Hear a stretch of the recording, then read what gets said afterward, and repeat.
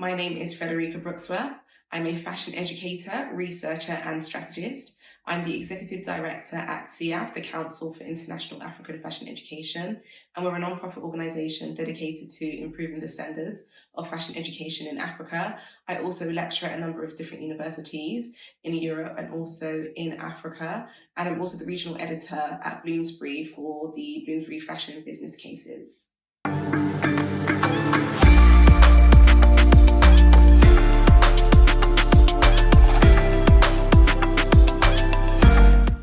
So, Frederica, I guess we met maybe 5-6 years ago, which was at LCF, right? Yeah.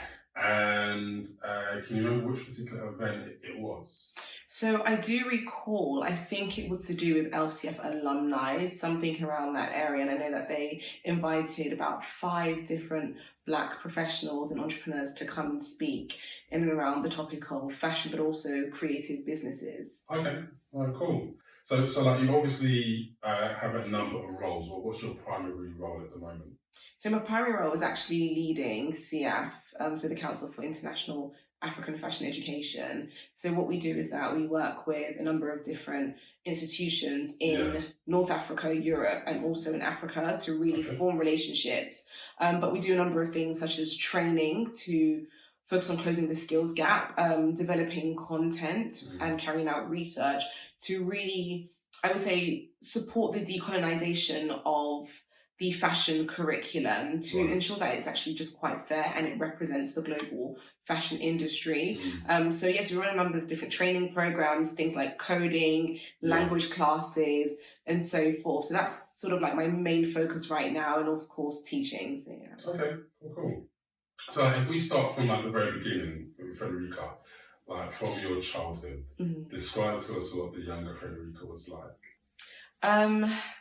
So I would say, I don't feel like I've changed that much. I would say that I've probably just become a bit more, it's weird, like shy actually. But I wouldn't say I've changed that much. I think I've always wanted to work within the creative space. But initially I actually wanted to do hair. So from about the age of 8, like my thing was that I always wanted to be like a celebrity hairstylist. And I did like fashion, but fashion was always sort of like, oh, maybe I'll do it alongside doing hair, but hair would be the primary thing. And I think as I grew, and I did actually work as a hairstylist and actually running my own business, even like throughout school, that's how I made my money and so forth. But then I remember I got to college and I realized that I wanted to pursue fashion, but it wasn't fashion design, which is what most people sort of like tend to move into. It was like I wanted to kind of see if there was another area, because I was quite curious as to how does the fashion industry actually work? How does it operate?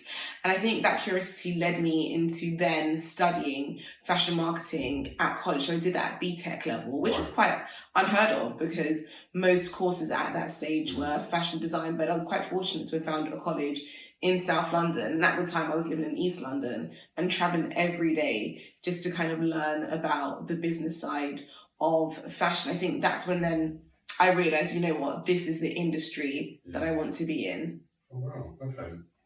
So let's kind of break down all the different roles you have. So you have a role at Bloomsbury. Yes. Which I didn't know of. Let's expand on that. Tell us about that. Yeah, so at Bloomsbury, as Bloomsbury is a publishing company, and within Bloomsbury, they have something called the Bloomsbury Fashion Business Cases. So it's a bank of teaching materials and case studies, which are used amongst schools pretty much literally all over the world. And we have case studies on a number of different topics, from marketing to sustainability to law to communications to design, entrepreneurship. And what it is that you have academics and researchers actually developing case studies which are used by students, educators in the classroom as well, but also professionals. So we're actually finding that professionals are using it. So I've come into Bloomsbury through my background of actually working on the continent, leading CIAF. And one thing that a lot of people have realized and recognized is that we need to decolonize the curriculum, right? And when you look at research, I mean, a question I can even ask you, Emil, how many fashion books are written by Black people that you're aware of? Right.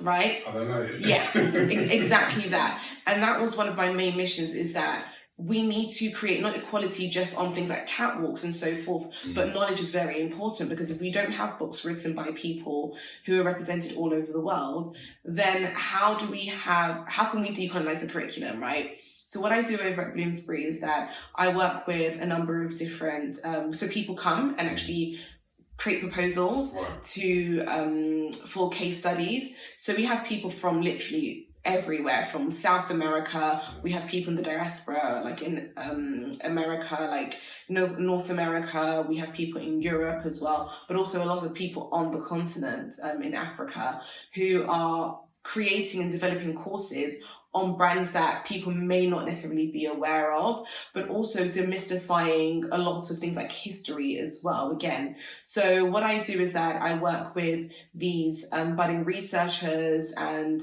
professionals to write and develop case studies, to helping them through the proposal stage. I edit the proposals, provide feedback, and then they write their case studies and they get a contract if they're successful. And then, which everyone is, so everyone that has actually sent in a case study has been successful. And that's the main thing, is that we're trying to ensure that people remain successful in this space. So they develop case studies, I go through the whole editing process, coaching them, helping them with writing, and then it gets published on Bloomsbury's site, and then that's used within institutions globally. Wow, that sounds incredible. Next, we've got We Are Face. Yes. Okay. Yeah. So FACE stands for Fashion Academics Creating Equality. So essentially it comprises of many different academics from the UK who are focused on essentially on creating equality within academia, not just for academics, but also for students as well. So I'm a member, a part of that, supporting the cause. And you're an author? Yes. Tell us about that. Yes, so I'm currently in the process of writing. Well, it's actually through editing, so it's been written. So editing a book called Fashion Marketing in Emerging Economies, and that will be published by Palgrave Macmillan. So it's going to be an academic textbook, which is actually quite exciting, because I know before we were speaking about it, but we have a number of different editors from pretty much all over the world. So we have people from Mexico, Brazil, Indonesia, Kenya, Ghana, Nigeria. We have people in the diaspora as well, full of academics, researchers, but also professionals. So it's actually quite exciting. I'm really looking forward to that. And the book is actually going to be 2 books. So we actually had so many chapters, and the information was just honestly groundbreaking and just very exciting that Palgrave gave us 2 contracts. So now we have 2 books coming out, so volume 1 and 2. Nice, well done. Thank you. And I guess I would say probably the most important roles are you're a wife and a mum. Yes. As well. So, tell us about your experience handling those 2 roles. Yes, so my favourite roles. So it's been amazing. I think that it's quite odd, because now I think to myself, I can't really remember, well I can, but I can't really remember life without my children and my family, my husband and my family, because I was actually doing my master's and I had my daughter as well at the same time as well. So I feel like when it comes to my professional career, I've always been in this space of being like a mum and also a wife. So I feel like I've sort of built my career and built my family at the same time. But it's my favourite role. I mean, my daughter now, my eldest, she wants to work in fashion. So it's quite exciting, because now we're sharing the same interests and so forth. Maybe my youngest might follow in the footsteps and we can build like a big empire or something. But it's amazing. I mean, like, my husband's very supportive. I think it's great because he's in business as well. So it's nice to kind of bounce off ideas with someone who, again, is business minded as well. So yeah. Okay, so Frederica, with all these different roles that you have, what do you do on a day off? Because obviously you need to maintain your own mental health. So how do you just switch off? Do you want me to be honest? Yeah. I watch Housewives. Okay. Yeah, that's like, I'm honestly a big Housewives fan. So I watch like all the different franchises. Okay. So yeah, I switch off by literally just watching Housewives. But I like to play tennis, actually. I started playing tennis last year. So that's kind of like my thing now. But Housewives is like my go-to. I watch Housewives even when I'm doing work, to be honest with you. So yeah, that's how I switch off. Okay. And like in the time that I've known you, the way I would describe Frederica to someone else is that you're no nonsense, you're focused, but you do it with a smile. Would you say that's quite accurate? Yeah, definitely. Like I'm very like disciplined. And I think it's something that just through my experience working in fashion from quite a young age, because I started interning, I picked up a lot of like different traits from other people and looking at how they navigate the industry and also the workplace, but not just fashion, but business in general. And I think it's really important to have those traits and to ensure that there is a balance, because the work needs to be done. I mean, you can be serious, but always do it like enjoying it, if that makes any sense. So yeah. And where would you say you get your confidence from?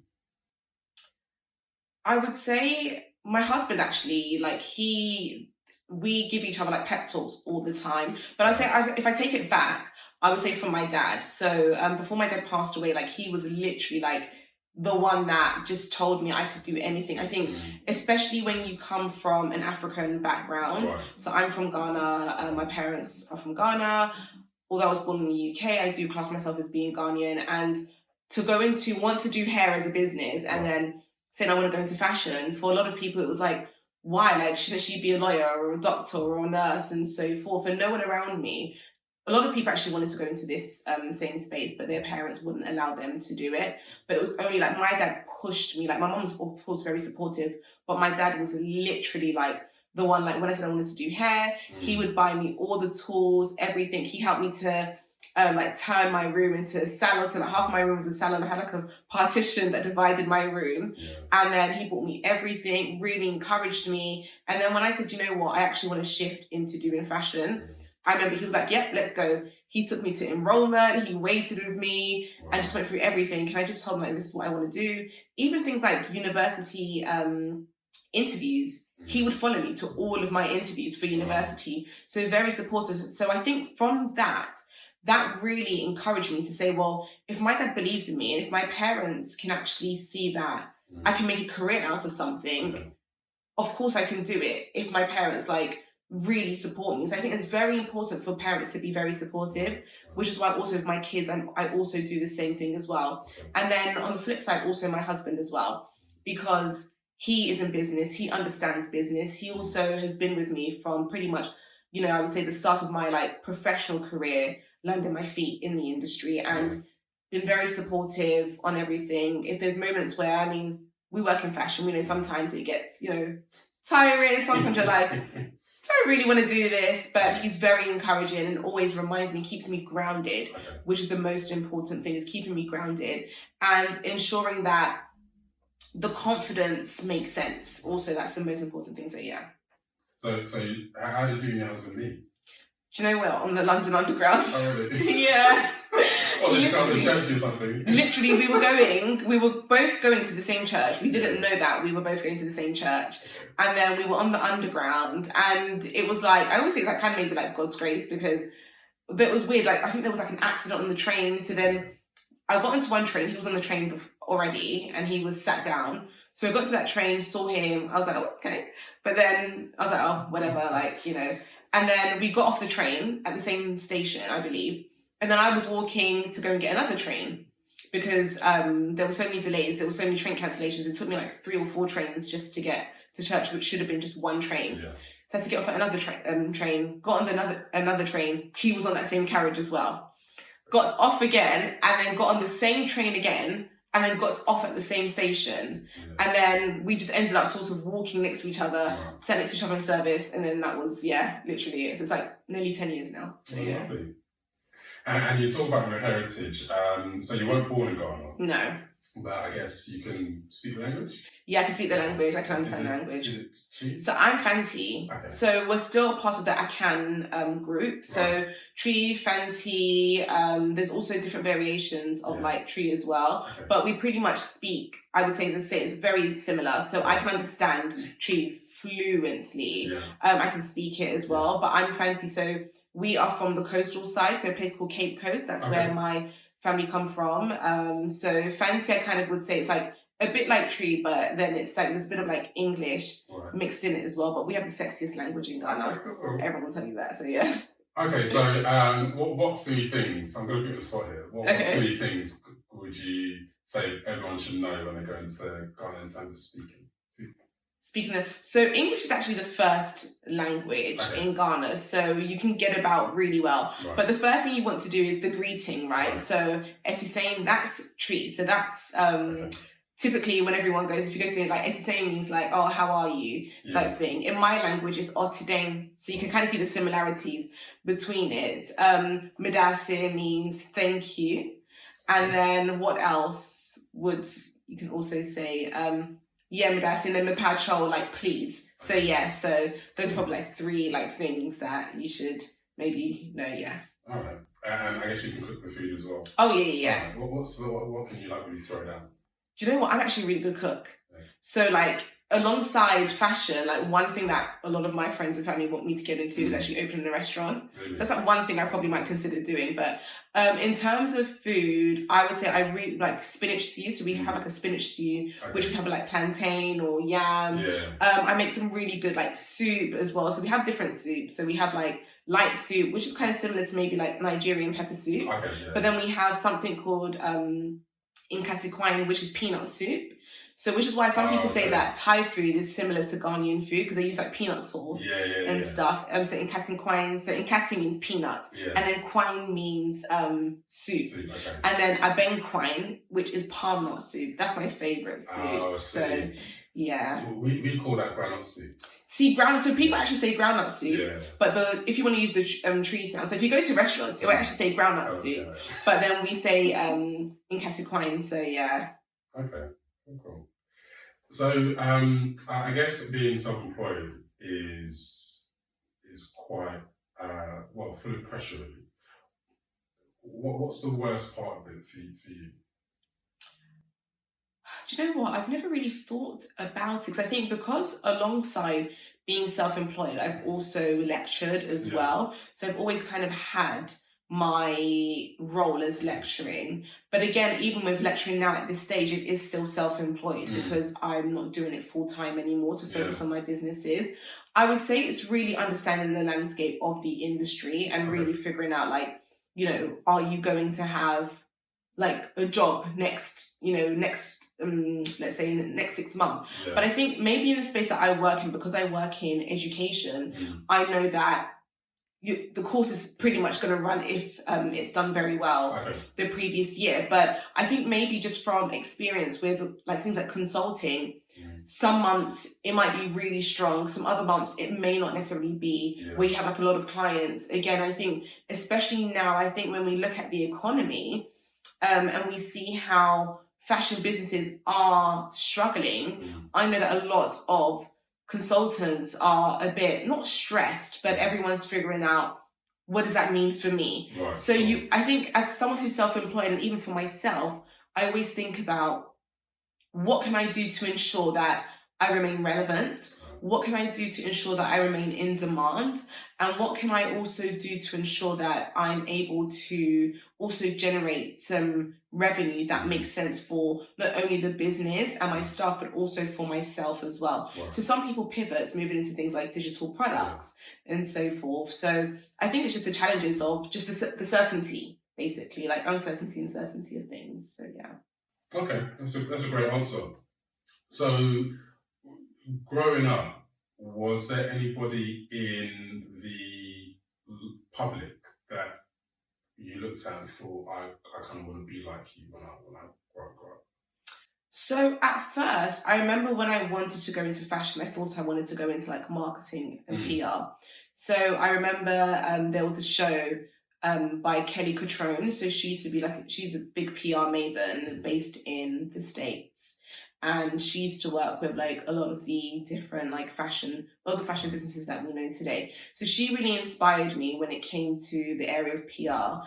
There's also June Ambrose, who is a fashion stylist. So she's well known for, June Ambrose. So she actually styles a lot of celebrities. She styles like Jay-Z as well. But she was like one of those first, for me, a black woman who was absolutely just smashing it. So I guess you mentioned the whole thing of pivoting, which is, I guess, quite integral to any kind of entrepreneur, or even just a person that's a 9 to 5. Over the period of lockdown, or since lockdown, what would you say you've learned, and what have you kind of implemented in your life as a result of lockdowns? Okay, yeah. So I would maybe say the biggest thing for me was that I actually started doing my doctorate during lockdown. So I started in September 2020. It wasn't meant to be online, but it's unfortunately because of the lockdown. So when I started my doctorate, I feel like I had a lot more to think about. So my research topic is actually on innovating the African fashion education system. Wow. So I think for me, that's where a big pivot came into things, because I spent a lot more time reading, because it's part-time, to ensure that I was able to just sort of work and run my businesses alongside it. But I spent a lot more time researching on things because I had the time to be able to do it, which sort of really opened my mind to just pursuing research and academia a lot more, and doing it by myself independently as well. So I would say, I would also say for me, lockdown was also quite interesting, because I think for a lot of people began to actually really value themselves and their worth, and also started, I would say, really putting pieces together and saying, is this actually what I want to do? So I think for me, it was like, I want to actually create an impact and continue to actually create change and think about developing solutions. So if you notice, if you look at my career, I do a lot, and it's not that I do a lot and it's unbearable. It's very bearable. Sometimes I'm like, I want to do more, because my focus is that I've realized that I'm really somebody, like my mission statement is all about creating solutions that future-proofs the global fashion industry and its people through education, research, and strategy. So that's my focus, because I've realized I'm all about innovating and creating solutions to actually help create change that supports the future, essentially. And I think for me, it was a good awakening, I would say, during lockdown, to really figure out what it is that I want to do. And it's been great because I've been able to explore quite a lot now. So I'm doing my doctorate at the moment, still doing research, I'm in these different roles, but I guess they also come together as well. So it's not like I'm doing things that are like just totally different. They all tie in together. Okay. And this is a slightly different question, thinking about those that are around you. Who would you say, I guess, really inspires you to just keep on going and be the best person that you are? Again, my husband. So he's literally like my best friend. He's very, very inspiring. He's achieved a lot in his career as well. And I feel like we constantly push each other, if that makes any sense. It's like, if he sees that I'm doing something, he's like, you know what, you're inspiring me. I need to keep pushing. I'm not going to slack, and so forth. He really inspires me. But also, I would say my mum really inspires me, because I always speak about this actually with my friends. We also talk about our parents actually came to a country where they didn't have any family, no friends, nothing. And they actually essentially sacrificed their own careers so that we could be in a better place. I always think about, I need to be able to push to ensure that I am able to really fulfill. My parents are proud of me. Like, my mum's really proud of me. My dad passed away about 4 years ago. So for me, it's ensuring that I'm there to support my mum and to fulfill the promises that I actually made to my dad as well. So I definitely say like my husband and my mum, and then of course my babies, because being a mum of 2 girls, they look up to me. Like, you know, they really look up to me in everything I do. It's like, mummy, oh, mummy's doing this, mummy, I want to be like you, and so forth. So yeah. Okay. And like, because being a wife, says that you're obviously self-driven. Was there any point where I guess there was an issue taking on the role of submission, being a wife, and being such a confident, forthright woman? Was there any kind of areas of struggle you had? No, and I think Because sometimes when I think, some people talk about struggles, I can understand because I think everyone's relationship dynamic is very different. Yeah. But I think it comes down to how your relationship dynamic is. So for me, my husband's literally my best friend. Like, he's legit like my best friend. And because I understand my position as a wife, but he also understands his position as a husband, we understand each other. And because, again, we are friends also, there is a balance where he doesn't see me as like just being, my wife who is just, wants to do business, but also a friend. And he also respects that, because then he also values that we have daughters. Yeah. And it's really important that I'm actually a good role model for them as well. And for him, he always says, well, he's very secure in himself, and he wouldn't want to be in a situation where his wife is unhappy or not pushing for himself. And he also wants to remain in an environment where he's motivated. And I think that's for all of us. Yeah. We want to ensure that we are in environments where we're motivated. And that can only happen if you are around people who are also motivating you as well. So by that, do you think it's possible to be taught to be a good woman? Oh yeah, completely, like 110%. I think it's so important. I think it's about also having boundaries and balances as well. Yeah. So yeah, I think definitely important. I would say like that's one area that we've not ever had any issues. I think even the fact that I think you're probably the first person that's actually asked me that question. Well, I guess because I'm married myself. Exactly. So, yeah. My wife is she's very independent, and we've had times when we struggled with me asking to do something, and then because I guess it's all about how someone receives something. Yeah. I have a flaw in my character where I don't like to be told what to do at all. Yeah. And that doesn't always serve well within marriage, but it serves well within business. Yeah. Because it just keeps me going. Yeah.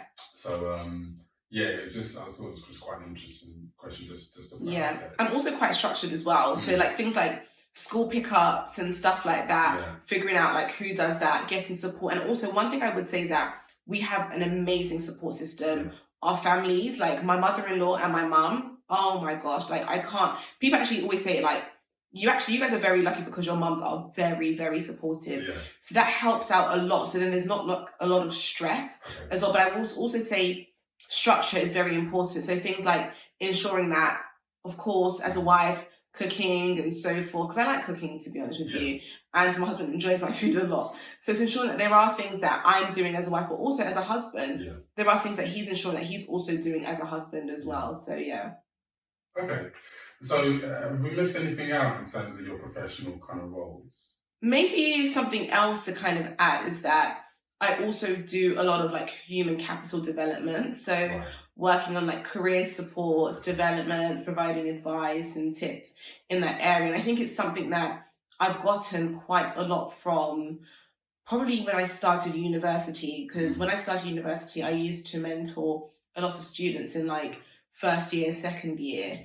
And from early on, I realized because I started interning actually when I was in college, I had a lot of like answers and also experiences and lessons that I could provide to other people who were younger than me, or other people who may not have been exposed to working in the fashion industry.